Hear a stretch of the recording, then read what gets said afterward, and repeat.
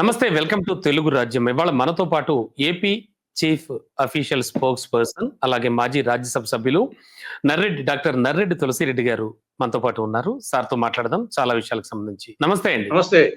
Sir, 2027 సంవత్సరంలో mini జమిలీ ఎన్నికలు వస్తాయి అనేటువంటి ఇండికేషన్ పంపుతోంది కేంద్రం రాష్ట్రాలకి.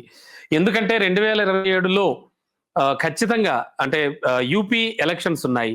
సో అత్యధిక పార్లమెంట్ స్థానాలు కలిగినటువంటి యూపీ ఎన్నికలతో పాటు ఒక 6 నెలలు అటు ఇటు జరగబోయేటువంటి మిగతా రాష్ట్రాల ఎన్నికల్ని కలిపి జమిలీ ఎన్నికలు, ఇవి ఒక మినీ జమిలీ ఎన్నికలుగా జరిపితే ఎలా ఉంటుంది, ఒక ప్రయోగాత్మకంగా చూస్తే ఎలా ఉంటుంది అనేది ఒక ఆలోచన ఉంది.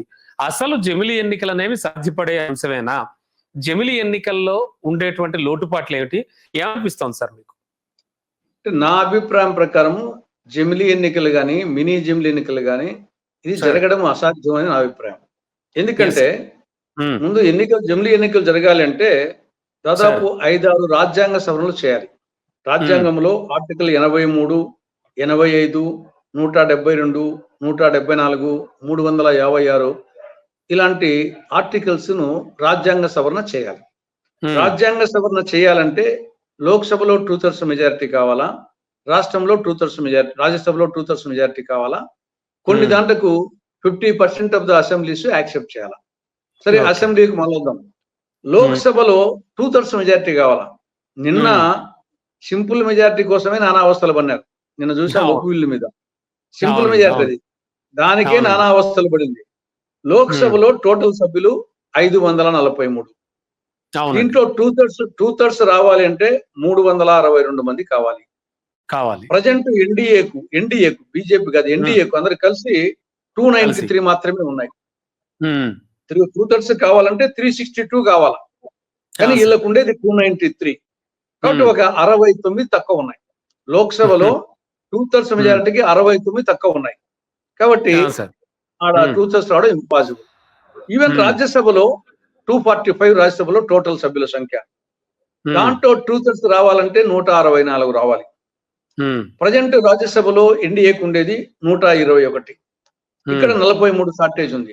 కాబట్టి లోక్సభలో 69 షార్టేజ్ ఉంది, రాజ్యసభలో 43 షార్టేజ్ ఉంది. 2/3 రాదు. కాబట్టి 2/3 మెజారిటీ రాజ్యాంగ సవరణ చేయకుండా జమిలీ ఎన్నికలు కానీ మినీ జమిలీ ఎన్నికలు కానీ వచ్చే క్వశ్చనే లేదు.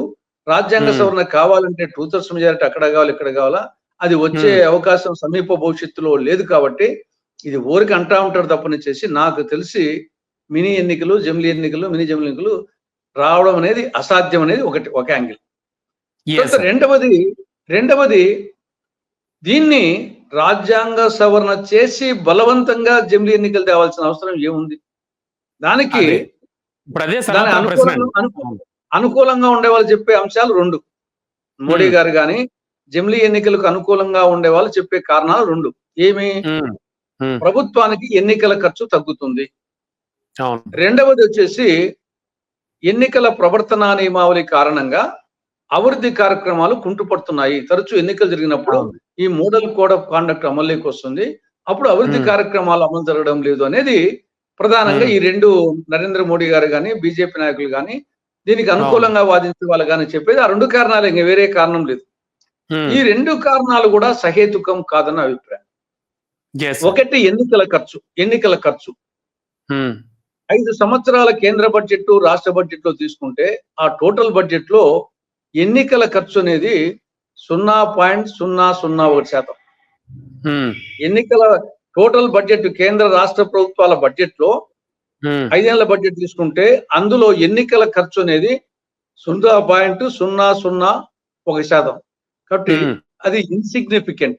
ప్రజాస్వామ్య పరిరక్షణ కోసము టోటల్ బడ్జెట్ లో లెక్కలోకి తీసుకునేంత కాదు అది, అసలు ఇన్సిగ్నిఫికెంట్ అది.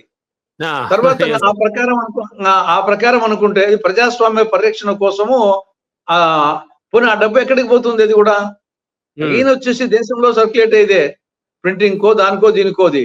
కాబట్టి ఒక ఉపాధి హామీ పథకంతో పోల్చినంత కూడా కాదనమాట అది. అవునండి. కాబట్టి దీని వచ్చేసి ఖర్చు అనేది ఇన్సిగ్నిఫికెంట్. మరి ఖర్చు అనుకుంటే 5 ఏళ్ళ బదులు 10 ఏళ్ళకి పెడితే, లేకపోతే ఎన్నికలు లేకుండా పెడితే ఇంకా మిగులుతుంది కదా. అట్లయితే మరి ఆ సిద్ధాంతం తీసుకుంటే ఎన్నికల ఖర్చు అనుకుంటే ఇంకా 5 ఏళ్ళు ఎందుకు 10 ఏళ్ళు పెట్టు, లేదంటే 15 ఏళ్ళు పెట్టు, ఎన్నికలే లేకుంటే ఖర్చు మిగులుతుందని కూడా ఆ స్థాయికి పోతుంది. కాబట్టి అది రీజనబుల్ కాదు. రెండవది మోడల్ కోడ్ ఆఫ్ కాండక్ట్ చెప్తున్నారు. మోడల్ కోడ్ ఆఫ్ కాండక్ట్ పాత స్కీమ్స్ కానీ ఆన్ గోయింగ్ స్కీమ్స్ కానీ ఎక్కడ ఏ ఎన్నికల కమిషన్ వచ్చి స్టాప్ చేయమని చెప్పలేదే. ఏ ఎన్నికల్లో కూడా already on going schemes development కానీ సంక్షేమ కార్యక్రమాలు కానీ అమలు అవుతా ఉంటాయి. కొత్త ఏమన్నా ఇంట్రడ్యూస్ చేయాలన్నప్పుడు అప్పుడు వచ్చేసి ఎన్నికల కమిషన్ అప్రూవల్ తీసుకోవాలి. అంతే తప్పనిచ్చేసి పాత వాటికి ఆన్ గోయింగ్ వాటికి ఇబ్బందే లేదు. కొత్త వాటికి వచ్చేసి అంత అర్జెన్సీ ఏం లేదు. 10 రోజులు ఆగితే వచ్చిన కొంపలే మునగవు. పోనీ అప్పుడైనా తీసుకోవాలనుకుంటే డెఫినెట్ గా వచ్చేసి ఎలక్షన్ కమిషన్ రీజనబుల్ అయితే పర్మిషన్ ఇస్తారు. కాబట్టి ఇది ఎట్లుందంటే కొట్టంలో ఎలుక ఉందని చెప్పేసి కొట్టం చూరులో కొట్టానికి అగ్గిపెట్టేట్టుంది. నువ్వు మోడల్ కోడ్ ఆఫ్ కాండక్ట్ ని సాకు చూపి మొత్తం వచ్చేసి ఈ యొక్క రాజ్యాంగ సవరణలు చేసి ఆఖరికి ఇది నియంతృత్వానికి దారి తీస్తుంది. వన్ ఎలక్షన్ 1 నేషన్ 1 ఎలక్షన్ పోయి రాబో రోజుల్లో 1 నేషన్ నో ఎలక్షన్ స్థాయిపోతుంది. స్టార్టింగ్ లో 1 nation 1 election 1 nation no election అనే స్థాయికి పోతుంది. కాబట్టి ఇది సమాఖ్య వ్యవస్థకే విరుద్ధం. అందులో ఇంకోటి చెప్తున్నాను, మళ్ళీ లోకల్ బాడీస్ ఏమున్నాయి కదా. నువ్వు లోకల్ బాడీ ఎన్నికలు మళ్ళీ సెపరేట్ పెడతా అంటున్నావు. లోకల్ బాడీస్ ఎన్నికలు సెపరేట్. మనకు ఉండేది 3 రకాల ఎన్నికలు: ఎంపీ ఎన్నికలు, ఎమ్మెల్యే ఎన్నికలు, లోకల్ బాడీ ఎన్నికలు. దాంట్లో మళ్ళీ లోకల్ బాడీ ఎన్నికలు కలిసి పెట్టలేమంటున్నావు. ఆల్రెడీ నివేదిక ఆ విధంగా ఇచ్చారు. తర్వాత వచ్చేసి నువ్వు ఉత్తరప్రదేశ్, పశ్చిమ బెంగాల్ లాంటి ఒక రాష్ట్రంలో ఒక్క ఎంపీ ఎలక్షన్ లోనే ఒక రోజు పెట్టలేకున్నావు. 7 ఫేజ్ పెడుతున్నావు. ఒక లోక్సభ ఎన్నికలే 7 పేజెస్ వచ్చేసి పెడుతున్నావు. బందోబస్తు లేదు, ఇంకోటి ఈవీఎంల స్ట్రాటజీ, వీవీప్యాట్ స్ట్రాటజీ, బందోబస్తు లేదని. నువ్వు ఒక్క పార్లమెంటు లోక్సభ ఎలక్షనే ఒక్క ఉత్తరప్రదేశ్ లో, పశ్చిమ బెంగాల్లో నువ్వు 7 పేజీలు పెడుతున్నావు. అలాంటిది దేశమంతా ఒకేసారి ఎంపీ, ఎమ్మెల్యే దేశమంతా ఒకేసారి పెడతాడు. ఇది అమ్మకు అన్నం పెట్టిన ప్రభుత్వుడు పిన్నమ్మకు బంగారు గాజులు ఇస్తాడు ఎలా ఉంటుందో, ఒక్క రాష్ట్రంలో ఎంపీ ఎలక్షన్స్, ఎమ్మెల్యే ఎంపీ 2 కాదు, ఒక్క ఎంపీ ఎలక్షన్లే ఒక పేజీలో పెట్టలేనటువంటి ప్రభుత్వము మొత్తము దేశవ్యాప్తంగా కాశ్మీర్ నుండి కన్యాకుమారి వరకు, కటక్ నుండి హటక్ వరకు 28 రాష్ట్రాల్లో, 8 కేంద్రపాలిత ప్రాంతాల్లో ఎంపీ ఎలక్షన్, ఎమ్మెల్యే ఎలక్షన్ ఒకే రోజు చేస్తారు. ఇది వచ్చేసి ఇది అసాధ్యము. ఇది యాదృచ్ఛికంగా వస్తే పర్వాలేదు. ఇప్పుడు మొన్న వచ్చేసి 30 తారీఖున ఉగాది పండుగ వచ్చింది, 31 రంజాన్ పండుగ వచ్చింది. దాని గురించి అది వచ్చింది, ఇది వచ్చింది. అలా కాదు వచ్చేసి 2 ఒకే రోజు చెప్తే బాగుంటుంది కదా అని రంజాన్ ముందు జరపడము, లేదంటే ఉగాది ఎన్నిక జరపడం చేస్తామా? అదే విధంగా ఈ ఎన్నికలు కూడా యాదృచ్ఛికంగా ఇప్పుడు మనకు సపోజ్ అలా కాకుండా 2 ఒకే రోజు వచ్చాయనుకోండి, ఆటోమేటిక్ గా చేసుకుంటే వాళ్ళు. కాబట్టి ఇప్పుడు ఒక్కోదానికి ఇప్పుడు అసెంబ్లీ ఎన్నికల పర్పస్ వేరు, తర్వాత పార్లమెంట్ ఎన్నికల పర్పస్ వేరు, లోకల్ బాడీస్ ఎలక్షన్ యొక్క పర్పస్ వేరు. ఇవన్నీ మనకు రాజ్యాంగంలో 7th షెడ్యూల్లో రాష్ట్ర ప్రభుత్వం చేయాల్సిన అంశాల కోసము ఎమ్మెల్యే ఎన్నికలు, కేంద్ర ప్రభుత్వం చేయాల్సిన అంశాల కోసము లోక్సభ ఎన్నికలు, స్థానిక సంస్థల చేయాల్సిన అంశాల కోసము లోకల్ బాడీ ఎన్నికలు.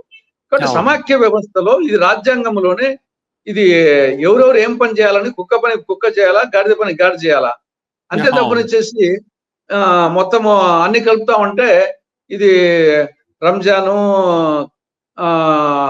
తర్వాత వచ్చేసి క్రిస్మస్, ఉగాది పండగ, దీపావళి అన్ని ఒకే రోజు చేసి పీడబోతున్నట్టుంది. చూస్తే ఇన్ని పండుగలు ఎందుకు అన్ని ఒకే రోజు చేస్తే మీ సీనియారిటీని బట్టి ఖచ్చితంగా ఇది అమలయ్యే విషయం అయితే కాదు. ఓన్లీ చర్చల్లో జరుగుతూ ఉంటుంది అంతే. Thank you so much. నమస్తే. హలో, తెలుగు రాజ్యం ఛానల్ చూస్తున్నారా? సామాజిక, రాజకీయ, జీవన చిత్రణే తెలుగు రాజ్యం. అతిశయోక్తులు, అసత్యాలు ఉండవు. రాజకీయ కోణం కాదు, ప్రజా కోణమే కొలబద్ద. తెలుగు రాజ్యం వీక్షణ మీ ఉత్తమ అభిరుచికి నిదర్శనం.